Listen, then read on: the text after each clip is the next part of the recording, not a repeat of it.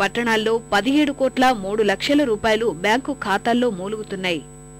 Revenue పెంచడం ఉద్దేశంతోనే ఈ IDSMT scheme central government state share తోటి ప్రపోజ్ చేయడం జరిగింది. 46 టౌన్లలో 17,03,00,000 రూపాయలు ఈ రోజు వరకు కూడా అన్స్పెంట్ అమౌంట్ ఐడిఎస్ఎంటీ మీద ఉంది.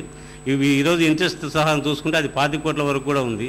టౌన్ ప్లానింగ్ స్టాఫ్ తోటి యొక్క సహకారంతో కోఆర్డినేటర్గా పనిచేయటం లేదు కమిషనర్ గారు. ఆ విధంగా కమిషనర్లంతా కూడా కోఆర్డినేషన్గా పనిచేసేస్తే తప్పకుండా ఈ 17,03,00,000 రూపాయలు ఖర్చు పెట్టడం పెద్ద విషయమే కాదు ఈ రోజులలో.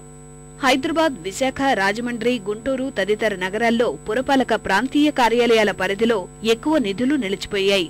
70% పనులు పూర్తి చేసిన యంత్రాంగానికి మిగిలినవి పూర్తి చేసే దృష్టే లేదు. శ్రీకాకుళంలో పనులు పూర్తయి షాపులు లీజుకిచ్చినా వివిధ కారణాల వల్ల అవి ప్రారంభానికి నోచుకోలేదు.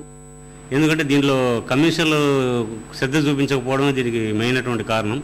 తర్వాత ఈ షాపులు కాంప్లెక్స్ కట్టినా కూడా వాటిని లీజుకి ఇవ్వడంలో కూడా తాత్సర్యం ఏర్పడతా ఉంది. దీనివల్ల కూడా చాలా రెవెన్యూ లాస్ అవుతా ఉంది మున్సిపాలిటీస్కు. కేంద్ర పట్టణ ప్రణాళిక విభాగ సంచాలకులు పురుషోత్తం రెడ్డి కొద్ది రోజుల క్రితం ఉత్తరాంధ్ర జిల్లాలో ఐడిఎస్ఎంటీ నిధులు ఖర్చవ్వని విషయమై ఆరా తీశారు. ఈ మేరకు పలు సూచనలు చేస్తూ నెల ఆఖరులోగా ఖర్చు చేయకుంటే నిధులు వెనక్కు తీసుకుంటామని హెచ్చరించారు.